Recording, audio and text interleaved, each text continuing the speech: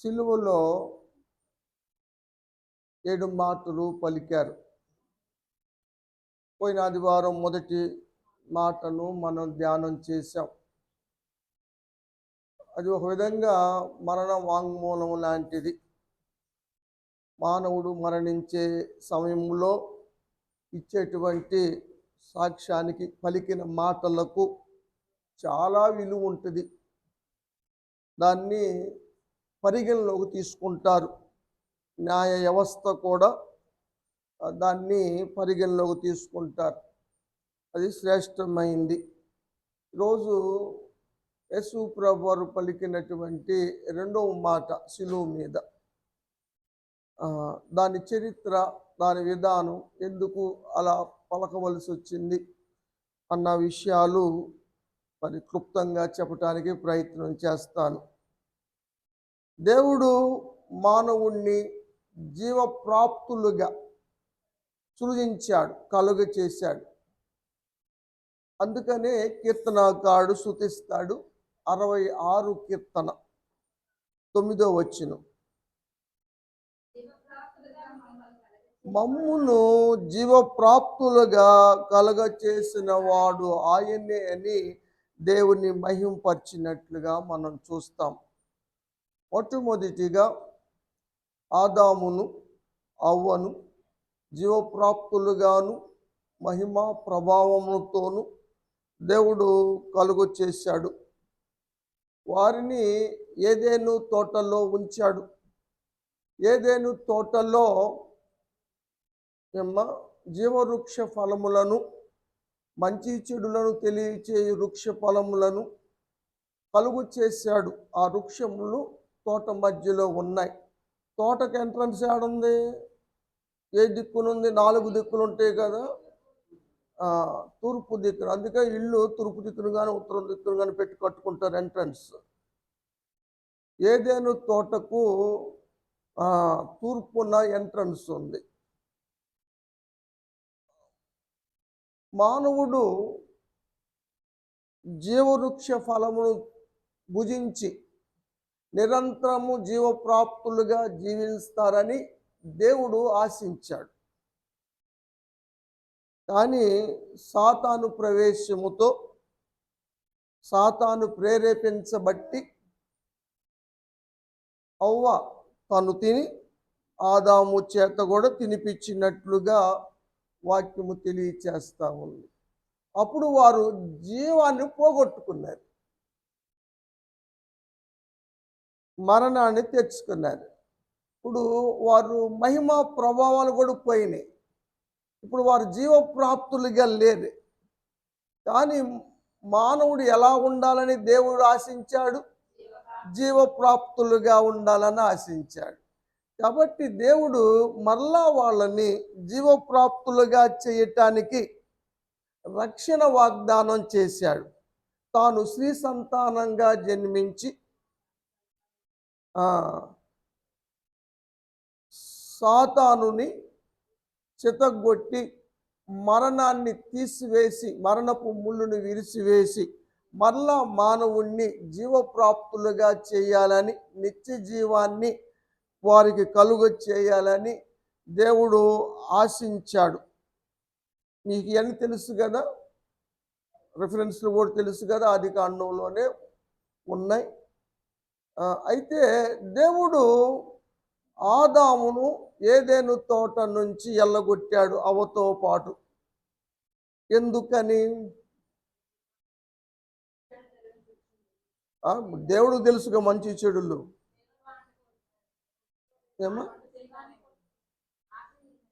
నాకు అర్థం కాల.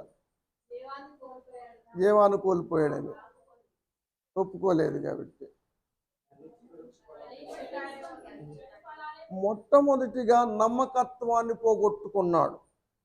దేవునికి అవిధేయులయ్యారు వాళ్ళు, దేవుని మాట వినలేదు. ఈసారి జీవవృక్ష ఫలం తినొచ్చు. ఇప్పుడు అర్థమైపోయింది వాళ్ళకి, సీన్ అంత అర్థమైంది. ఎందుకంటే సాతాను చెప్పింది ఏమిటంటే, మీరు సావనే సావరు, మీరు దేవదూతల్లాగా అవుతారు, మీకు అంత తెలిసిపోయింది అని చెప్పాడు. ఇప్పుడు వాళ్ళు మంచి చెడ్లు తెలిసిన వారు అయ్యారు. అందుకనే దేవుడు తండ్రి కుమారు పరిశుద్ధాత్మ అనుకున్నారు. మనలో ఆదాము మన వంటి వాడయ్యాడు. 3 అధ్యాయంలో చూద్దాం ఆ మాట. ఆ, ఆ, మనలో ఒకడిలాగా అయ్యాడు. కాబట్టి ఈసారి అతనికి అర్థమైంది కాబట్టి జీవవృక్ష ఫలం తింటాడు, నిరంతరం జీవిస్తాడు. మంచిదే కదా. ఎందుకని దేవుడు ఎల్లగొట్టాడు, పండు తినకుండా చేశాడు?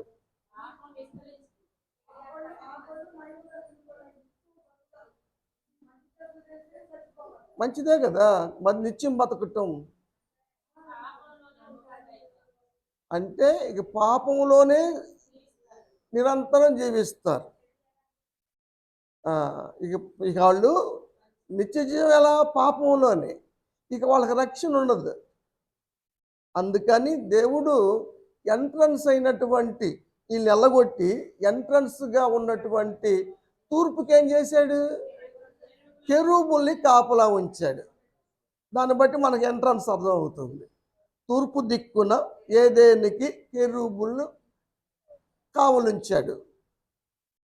మధ్యలో ఉన్నటువంటి ఈ జీవవృక్ష ఫలములకు ఖడ్గజ్వాలన కాపుదలు ఉంచాడు. అటు ఇటు తిరుగుతూ ఉంటే అవి ఎందుకు? మళ్ళీ ఎలగొట్టినా మళ్ళీ వచ్చే అవకాశం ఉంది. ఎందుకంటే మేధావి అయ్యాడు కదా.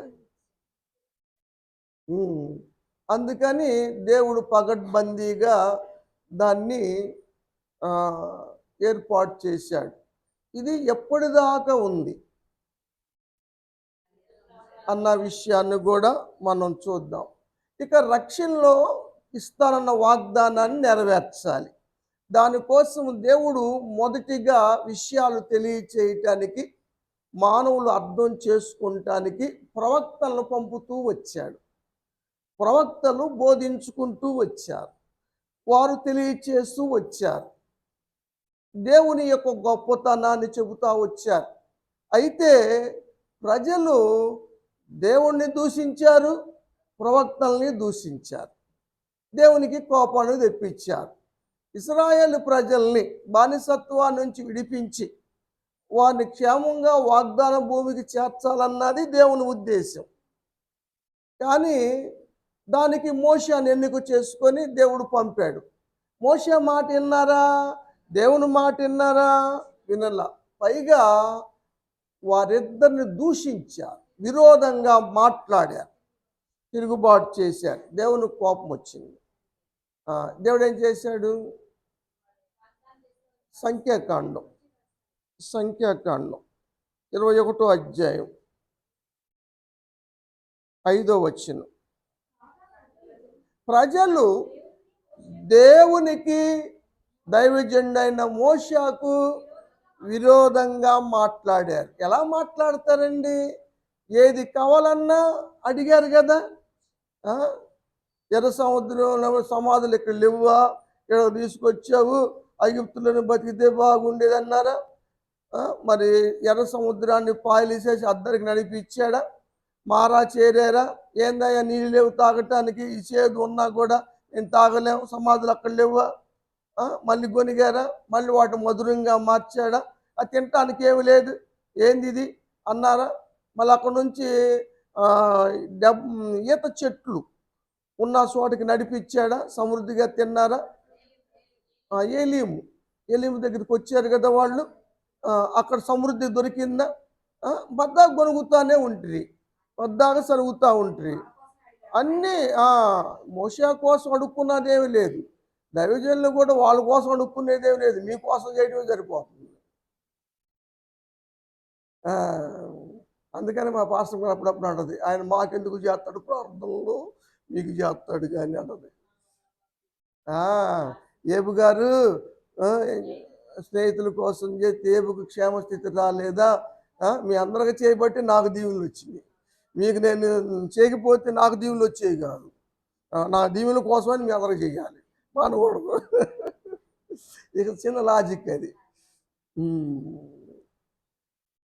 దేవుడు విరోధంగా మాట్లాడారని కోపముతో ఏం చేశాడు? చదువమ్మ. 21:5 సంఖ్యాకాండం చదువుతున్నా. విరోధంగా మాట్లాడేది. 6 చదువమ్మ. ప్రజల్లోకి తాపకరమైన సర్పాలను ఎందుకు పంపించాడు? దేవుడు కీడి విషయమై శోధించడు, సాతానికి అవకాశం ఇస్తాడు. మనల్ని పరీక్షించాలంటే సాతానికి అవకాశం ఇస్తాడు. ఇది సృష్టి ప్రారంభము నుంచి ఉంది. ఆదాము అవ్వలు దేవుని మాటకు విధేయులు అవుతారా అవ్వరా అని పరిశీలించటానికే దేవుడు ఏదెను కాడ సర్పమును ఎంట్రన్స్ని దేవుడు ఖండించలేదు. ఏబుని పరిశీలించటానికే సాతానికి ప్రేరేపణిచ్చి, నా ఏబు గురించి తెలుసు కదా, ఎలాంటి వాడు, ఎంత భక్తిపరుడు అని సాతాను ముందు చెప్పాడు. వాడి కోపం వచ్చింది. కాబట్టి శోధించటానికి, పరిశోధించటానికి దేవుడు సాతానికి అనుమతిస్తాడు. ఏదైనా తోటలో సర్పం ఎలా వచ్చింది? సాతాను ఎలా వచ్చింది? సర్పంగానే వచ్చింది. ఇప్పుడు వీళ్ళ దగ్గరికి ఏం పోయినాయి? సర్పాలే పోయినాయి, కాటేసినాయి. అయితే కొంతమంది చనిపోయారు, మనం చూస్తూ ఉన్నాం కదా. సాతాను పాము లాంటి వాడు. ఇంకా అనుమానం ఉందా మీకు? పాపము విషము లాంటిది. కాబట్టి ప్రతి ఒక్క మానవుడు పాపపు కాటుకు లోనయ్యాడు, మరణం తెచ్చుకున్నాడు. కాబట్టి అలా ఇప్పుడు మరణంలో ఉన్నారు. కొంతమంది చచ్చిపోయారు, కొంతమంది బతికున్నారు. వాళ్ళు ఇప్పుడు అడుగుతున్నారు మోషేని, అయ్యా మేము దేవుడికి విరోధంగా పాపం చేశాం, నీకు విరోధంగా పాపం చేశాం, మమ్మల్ని క్షమించి ఈ పామును తొలగించే ఏర్పాటు చేయనైనా అని వేడుకొన్నారు. మోషే దేవుణ్ణి అడిగాడు, దేవుడు పరిష్కారం చూపించాడు. అదేమిటంటే ఇత్తడి సర్పము. ఇత్తడి సర్పము ప్రతిమది, బొమ్మే. దాన్ని ఎత్తితే ఎవరైతే దాని వైపు నిదానించి చూస్తారో ఎవరాళ్ళు? పాపపు కాటు తిన్నవాళ్ళు, సర్పపు కాటు తిన్నవాళ్ళు, పాపములో ఉన్నవారు నిదానించి ఆ ఇత్తడి సర్పాన్ని చూస్తే వారు బ్రతుకుతారు అని చెబితే మోషే గారు ఇత్తడి సర్పాన్ని చేశారు. మామూలు సర్పానికి ఇత్తడి సర్పానికి ఉన్న తేడా ఏంటి?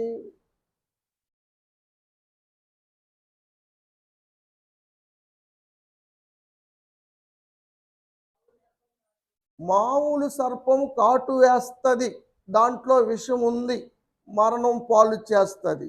ఇత్తడి సర్పములో విషము లేదు, కాటు వేయదు, దాని వైపు చూసిన వారిని బ్రతికిస్తుంది. వ్యత్యాసం ఉంది. ఇత్తడి తీర్పుకు గుర్తు,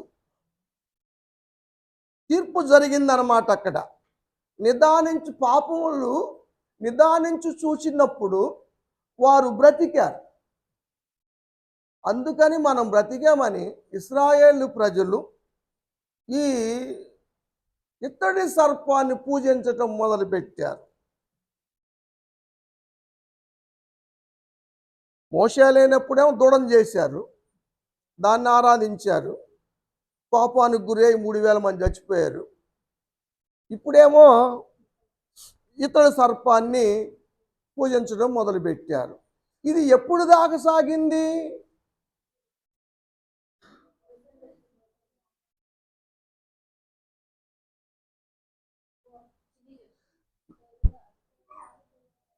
రాజుల కాలం వరకు జరిగింది.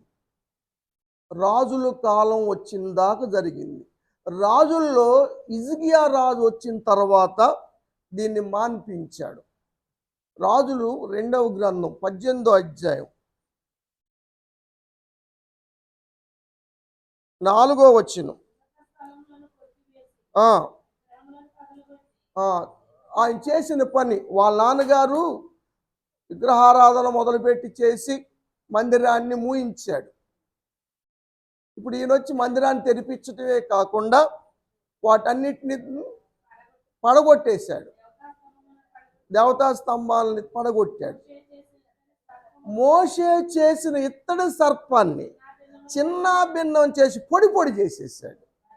ఎందుకంటే వారు ఇశ్రాయేలు దానికి ధూపం వేస్తున్నారు, ఆరాధన చేస్తున్నారు. ఎందుకంటే అది బతికిచ్చిందని. కానీ మాట వినటం వల్ల బతికారన్నా తెలియలే వాళ్ళకి. ఇది మీకు మొన్న చెప్పాను, నీడలు నిజాలు. పాత నిబంధన దేనికి సాదృశ్యముగా ఉంది? ముంగుర్తుల గురించి నేను ఈ మధ్యకాలంలో మీకు చెప్పాను. క్రీస్తుకు ముంగుర్తుగా ఉన్న వాటిలో ఇత్తడి సర్పం కూడా ఒకటి. కాబట్టి ఇత్తడి సర్పము ఎలా ఎత్తబడిందో యేసు ప్రభువారు కూడా అలా ఎత్తబడటానికే పుట్టారు. శిలువ మీద ఆయన ఎత్తబడాలి. ఎవరైతే నిదానించి చూస్తారో, ఎలా బతికారో అలా నిత్య జీవాన్ని పొందుతారు యేసు ప్రభువారిని చూచి నమ్మిన జనాంగం. అందుకే శిలువ మీద ఆయన ఎత్తబడవలసి వచ్చింది. ఈ విషయాన్ని యోహాను గారు రాస్తారు 3వ అధ్యాయంలో 14వ వచనం. అరణ్యములో మోషే ఎలాగూ సర్పాన్ని ఎత్తాడో, ఎందుకు ఎత్తాడు? పాపపు కాటు తిన్నవాళ్ళు, పాము కాటు తిన్నవాళ్ళు బతకటం కోసం, వారి మరణాలు తొలగించబడటం కోసం. కాబట్టి సర్వమానవాళి పాపాలు క్షమించబడటం కోసం, తొలగించబడటం కోసం క్రీస్తు ప్రభువారు శిలువ మీద పైకెత్తబడ్డారు. అదే చెప్తున్నాడు, చదువు. దాన్ని నమ్మిన వారు, విశ్వసించిన వారు, ఆనాడు విశ్వసించి చూసి ఎలా బతికారో, ఇప్పుడు క్రీస్తు ప్రభువారు విశ్వసించి ఎవరైతే నమ్ముతారో వారు నశించరు, నిత్య జీవం పొందుతారు, జీవప్రాప్తులు అవుతారు. జీవప్రాప్తులుగా ఉండవలసిన మానవులు పోగొట్టుకున్నారు జీవాన్ని. దేవుడు తిరిగి ఇవ్వటానికి దేవుడు ఏర్పాట్లు జరిగించాడు. అందుట్లో శిలువ మరణం కూడా ఒకటి. అర్థమైంది ఇది ఇంతవరకు ఏమన్నా? అంటే మీ చరిత్ర మీకు ఐడియా కోసం చెప్తున్నాను నేను, అర్థం అవుతుందని. ఇప్పుడు శిలువలో మాట చూద్దాం మనం. ఈ మాటల్లో ఏం అర్థం అవుతా ఉంది? యేసు ప్రభువారు శిలువలో పలికిన ఈ 2వ మాట ఏమి తెలియచేస్తా ఉంది? లూకాసు వార్త 23వ అధ్యాయము 33వ వచనం.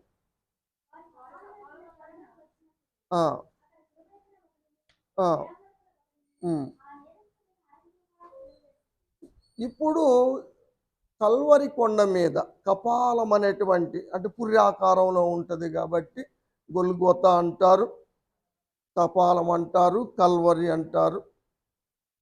అక్కడ శిలువలు వేయబడ్డాయి. యేసు ప్రభువాన్నే కాదు, అక్కడ 3 సిలువ వేయబడ్డారు. ఇప్పుడు చదివిన వాక్యంలో ఏం కనబడింది మీకు? ఎంతమంది సిలువ వేయబడ్డారు?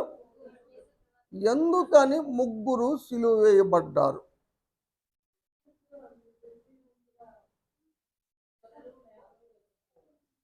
ఎందుకని 3 సిలువ వేయబడ్డారు?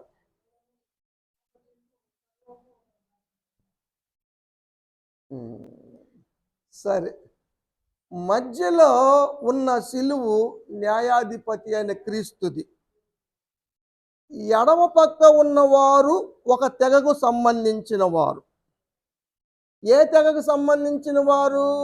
యేసు ప్రభువారిని విశ్వసించని వారు, నమ్మని వారు, నమ్మని తెగకు సంబంధించిన వారు ఎడమ పక్క వారు. కుడి పక్క వారు యేసయ్య నమ్మిన వర్గానికి చెందిన వారు.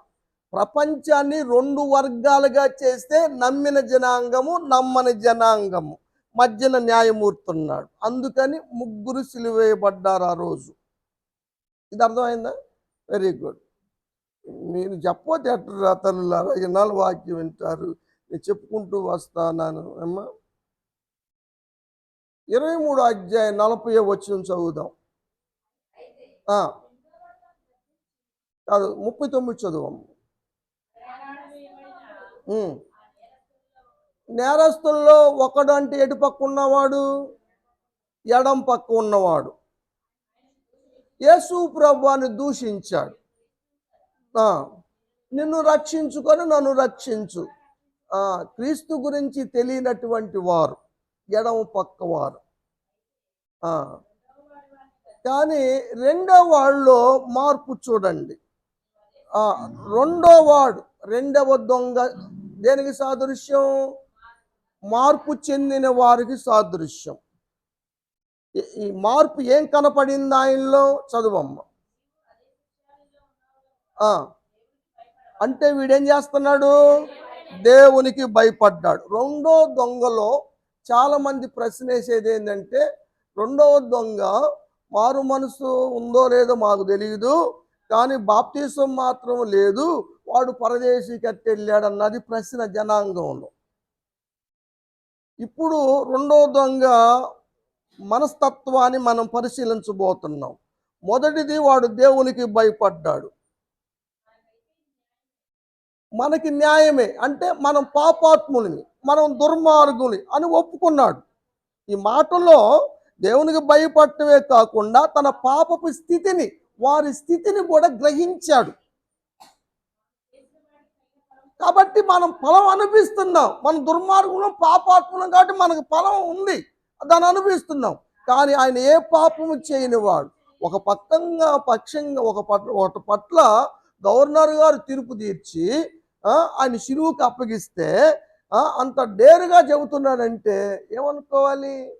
ఆయనలో ఏ పాపము లేదు. చదువమ్మ. ఏ తప్పిదము లేదు.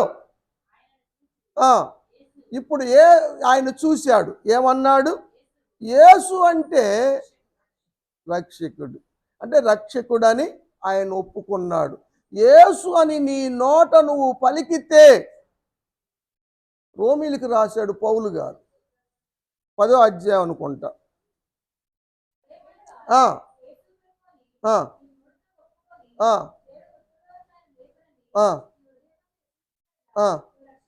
ఏం జరిగిద్ది?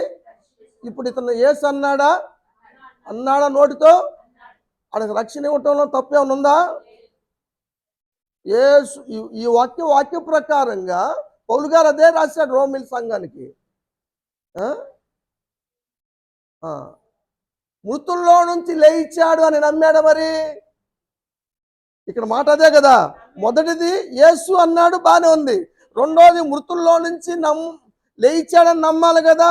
నమ్మాడు కాబట్టి, అయ్యా నువ్వు రాజ్యం వచ్చినప్పుడు నన్ను జ్ఞాపకం చేసుకున్నాడు. ఆయన రాజు అని, ఆయనకు రాజ్యం ఉందని, ఆయన మృతుల్లో నుంచి లెగుస్తాడని నమ్మాడు, మారు మనసు పొందాడు.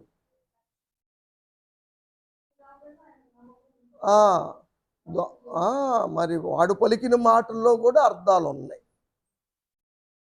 ఇది రెండవ పక్కన, కుడి పక్కన ఉన్నటువంటి వారి త్యాగానమాట.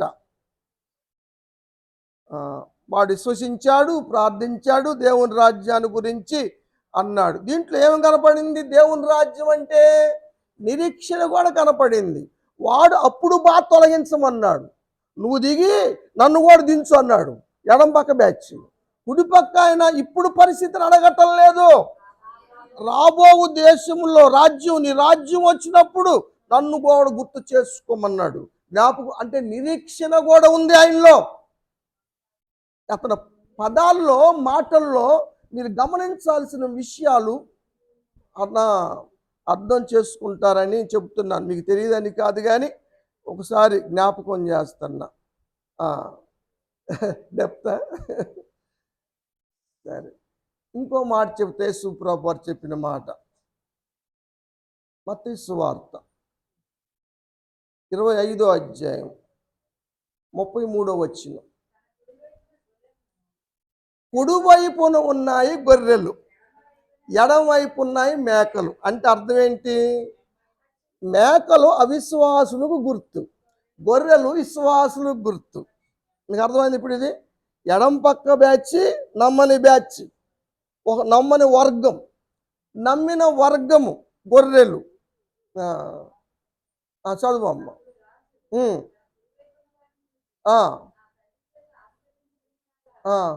కుడి పక్కన ఉన్న వాళ్ళు ఆశ్రయించబడ్డారు. కారణము నమ్మారు కాబట్టి. లోకం పుట్టిన కాడ నుంచి కూడా దేవుని రాజ్యం ఉంది మన కోసం. రాత్రి చెప్పాను కదా, దేవుడు ఆకాశాన్ని భూమిని ఏర్పాటు చేసినప్పుడు ఆకాశంలో మేడ గదులు కట్టాడని చెప్పాను కదా రాత్రి. ఆమోస్ గారు చెప్పాడు కదా చిన్న ప్రవక్తల్లో, దాని పునాదులు భూమిలో వేసాడు. రాత్రి చెప్పాను మీకు. ఈ గ్రహాలు, అమావాస్యలు, ప్రభావాలు, వాటి గురించి బైబిల్ ఏం తెలియచేస్తుందన్న విషయాలు రాత్రి మనం నేర్చుకున్నాం. చదువమ్మ. రాజ్యం అప్పుడు సిద్ధపరిచిన రాజ్యం భూమి పుట్టిక ముందు, జగత్తు పునాది వేయబడక ముందే దేవుడు యేసు ప్రభువుని ఏర్పరిచాడు సిలువలో ఎత్తబడటం కోసం. మనకు తెలుసు. చదువమ్మ. అదంతా అవసరం లేదు, కానీ వారు ఆశ్రయించబడిన వారు దేవుని రాజ్యానికి హక్కుదారులయ్యారు. ఎడం పక్కన వారి గురించి చెప్తాడు ఒక మాట. ఏమ్మా? వారు శపించబడిన వారు. అంటే మిమ్మల్ని పోల్చుకోమాకండి. ఇక్కడ మేము కుడి పక్క ఎడం పక్క మళ్ళీ మీరు ఇది చేసుకోమాకండి. నేను అక్కడ చెబుతున్నాను. ఎడం పక్కన, అవును, చూసుకునే విధానంలో ఇప్పుడు మీ పక్క చూసుకుంటే మీకేమనిపించి ఇటు పక్క వాళ్ళు ఎడం పక్క వాళ్ళు అవుతారు, ఇటు పక్క కుడి పక్క వాళ్ళు అవుతారు. నా పక్షంగా నేను చూస్తూ ఉంటే ఇటు పక్క వాళ్ళు కుడి పక్క వాళ్ళు అవుతారు, ఇటు పక్క వాళ్ళు ఎడం పక్క వాళ్ళు అవుతారు. చూసే దృష్టిని, దేవుడు చూసే దృష్టిని ఏమో, అంతేగాని మిమ్మల్ని బట్టి కాదు. మళ్ళీ మీరు ఫీల్ అవుతారని చెబుతున్నారు. ఎడం పక్కన వారు శపించబడిన వారు. అందుకని రేపు నుంచి ఇటు పక్క కూడా ఇటు మాకండి. ఎందుకంటే వారు విశ్వసించని వారు, దేవుని విడిచి అపవాది మాటలు విన్నవారు. కాబట్టి అపవాదికి వాడి అనుసరులకు సిద్ధపరిచి నిత్యాగ్నికి వెళ్ళే రకం ఇది. అందుకనే మరణించిన ముగ్గురు ఆ రోజు, ఒకడు నిత్యాగ్నికి వెళ్తే ఇద్దరు పరదేశికి వెళ్ళారు. అక్కడ తీర్పు ఆ విధంగా దేవుడు చూపించాడు. అర్థమైంది అక్కడ సిలువలో మరణము, ముగ్గురు మరణాలు ఎందుకు అన్న విషయాలు. రెండో మాట చెప్పేది నువ్వమ్మా. ఇది చెప్పక్కర్లేదు మీరు, నేను ఊరిక అర్థం అవటానికి కోసం చెప్తా ఉన్నా. బ్లెస్సి రెండో మాట చెప్పేది. అవుట్లైన్ చెప్పినా పర్లేదు.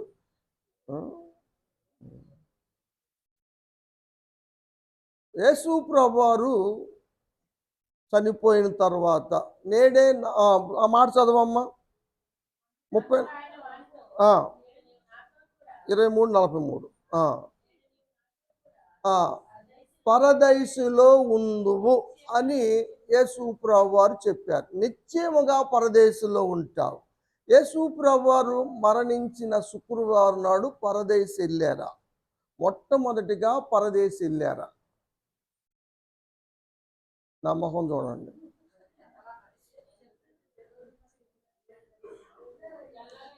వెళ్తాం ఖాయమే, కానీ అప్పుడు వెళ్ళాడా? ఎప్పుడు వెళ్ళాడు? ఎక్కడికి వెళ్ళాడు మొదట అన్నది నేను చెప్తున్నా ఇప్పుడు మీకు అర్థం అవటం కోసం. ఎఫెసీ పత్రిక 4వ అధ్యాయం 9వ వచనం. ఆయన ఆరోహణమయ్యాడంటే అర్థం ఏమిటంటే భూమి కిందకి దిగాడని అర్థం. ఇప్పుడు ముగ్గురిని కూడా సమాధి చేశారు. యేసు ప్రభువుని కూడా సమాధి చేశారు. వాడు రెండో దొంగని కూడా సమాధి చేశారు. ఆడు కూడా ఎడం పక్క దొంగని కూడా సమాధి చేశారు. ముగ్గురు సమాధులు చేయబడ్డాయి. వాళ్ళు యేసు ప్రభువారు రెండవ దొంగ కిందకి దిగిపోయారు. పాతాళానికి కాదు, అక్కడ శర ఉంది. యేసు ప్రభువారు పుట్టక ముందు ఉన్నటువంటి విశ్వాసులు ఉన్నారు అక్కడ. నోవహు గారు, అబ్రహాం గారు, యాకోబు గారు, ఇసాక్ గారు, వీళ్ళంతా బ్యాచ్ ఆడ ఉంది. ఇంకా చెప్పలేదు. ఈయన ఆడకెళ్ళాడు. వెళ్ళిన తర్వాత వీడు సాక్ష్యం, ఇలా శిలువ మరణం జరిగించి రక్తం చిందించాడని చెప్పటానికి వీడే సాక్షి. ఎవరికి? అక్కడ చెరలో ఉన్న వారికి అక్కడ సాక్ష్యం జరిగింది. వాడు చెప్పాడు ఇక్కడ శిలువ మరణం గురించి విషయాలన్నీ. కాబట్టి వాళ్ళందరూ కలిసి ఇప్పుడు బయలుదేరారు. యాడికి? పరదేశికి వెళ్ళటానికి. ఈయన 8వ వచనం. శరణు పట్టుకెళ్ళిపోయాడు. ఈవులు ఇచ్చాడు మనకి, చెరలో ఉన్న వారిని మాత్రం పట్టుకెళ్ళిపోయాడు. యాడికి? పరదేశికి. అప్పుడు వెళ్ళారు పరదేశికి వెళ్తా శరణు పట్టుకెళ్తూ జీవవృక్ష చెట్టును కూడా తీసుకెళ్ళాడు. దేవునికి స్తోత్రం. ఇప్పుడు భూమి మీద జీవవృక్ష ఫలము లేదు. ఎక్కడుందంటే పరదైసులో ఉంది. అర్థమైంది మీకు? డౌట్ ఉందా? వాక్యము అంత తేలిగ్గా అర్థమయ్యేది కాదమ్మా. 2వ కొరింథీ పత్రిక 12వ అధ్యాయం 2వ వచనం. పౌలు గారు ఆయన అట్లా చెబుతున్నాడు. 14 సంవత్సరాల క్రితం యేసు ప్రభువారు చనిపోయిన 14 సంవత్సరాల దాకా పౌలు గారు జీవించాడు.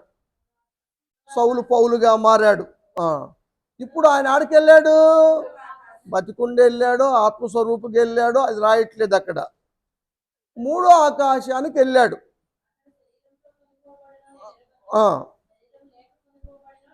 ఎరుగను, అది దేవుడికి తెలుసు. అక్కడ 3వ ఆకాశంలో ఏముంది? అక్కడ పరదేశం ఉంది. అక్కడ వినకూడని మాటలు విన్నాడు. దీన్ని బట్టి అతిశయపడతాడనే పౌలు గారికి పెట్టిన ముళ్ళు. అదే అధ్యాయులు చెబుతాడు పౌలు గారు. నాకింత దర్శన భాగ్యం ఉంది, పరదేశం వచ్చాను, అక్కడ వినకూడని మాటలు విన్నాను, కాబట్టి దాన్ని బట్టి నేను అతిశయపడతానేమో అని నేను ఎచ్చిపోకుండా నన్ను నలగొట్టడానికి సాతాను దూతగా నా శరీరంలో ముళ్ళు ఉంచాడంటాడు పౌలు గారు. ఈ విషయాన్ని బట్టి ఇప్పుడు ఏముంది? పరదేశు ఆకాశం, 3వ ఆకాశంలో ఉంది. ఏంటి? పరదేశం. అంతవరకు ఓకేనా? ప్రకటన గ్రంథం 2వ అధ్యాయం 7వ వచనం. ఇప్పుడు జీవవృక్ష ఫలం ఏడుంది? ఎప్పుడు వెళ్ళింది? బుయ్యి అనుకో, అదే పీక్కుంటూ వెళ్ళిపోయిందా? అది సంగతి. పరదేశికి జీవవృక్ష ఫలం వెళ్ళిపోయింది. అక్కడ నదులు ఉన్నాయి. పరలోకంలో కూడా నది ఉంది. ఆ నదులకి ఆ గట్టున ఈ గట్టున అటుపక్క ఇటుపక్కన దేవుడు ఆ జీవవృక్షాలను పెట్టాడు. అంటే ఏదైనా తోటకాడు పెట్టిన కాడి నుంచి మొక్కలు మొలవలేదా? దానికి ఏళ్ళు రాలేదా? మొక్కలు రాలేదా? మొక్కలన్నీ పోయినాయి. ఆ మొక్కలన్నిటిని ఏం చేశాడు? 22వ అధ్యాయం 2వ వచనం.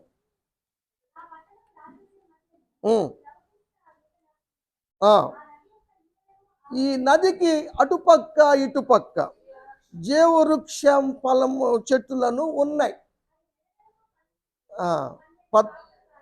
అది ప్రతి సంవత్సరం కదా, ప్రతి నెల కదా. అది సంఘం కూడా అంతే, ఫలించాలి ప్రతి నెల. స్త్రీ కూడా ప్రతి నెల ఫలించే అవకాశాన్ని దేవుడు ఇచ్చాడు కదా. అన్నం విడుదల ప్రతి నెల ఉంటుంది. అది స్మాష్ అయితేనే మనకి డేట్ వస్తుంది. మీ అందరికి తెలుసు ఆ విషయాలు. కాబట్టి ప్రతి నెలలో కూడా ఫలిస్తవి అవి అన్న విషయాలు ఇక్కడ చూస్తున్నాం.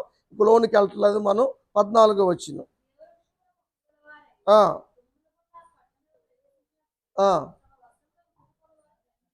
కాబట్టి వారు హక్కుదారులు. ఏమని చదువమ్మా? జీవవృక్షానికి హక్కు ఎవరికి వస్తుంది? ఎవరైతే క్రీస్తుని అంగీకరిస్తారో. ఇప్పుడు పరదేశం వెళ్ళాడు కదా కుర్రాడు. ఇప్పుడు ఎందుకు వెళ్ళాడు? మనం చెప్పాను కదా, ఆయన మనసు, ఆయన విధానం, ఆయనలో వచ్చిన మార్పు, మారు మనసు గురించి చెప్పే కదా. అలా నమ్మిన వారు హక్కుదారులు అవుతారు. వీడు హక్కుదారుడు కాదు, ఎడంపక్కోడు. అందుకని వాడు పాతాళానికి వెళ్ళాడు. అది సర్వమానవాళికి జరగబోయే తీర్పు విధానం గురించి అక్కడ తెలియచేసిన మాట అన్నమాట. నేడు నాతో పాటు పరదేశంలో ఉందిగాని ఏమ్మా పరదేశికి వెళ్ళారు. ఇదే సిలువలో యేసు ప్రభువారు చేసింది. ఆయన మాత్రమే నిత్య జీవాన్ని ఇవ్వగలడు అన్న సత్యం కూడా తెలియజేస్తుంది. ఎందుకంటే 49వ కీర్తన ఒక మాట చదువుదాం.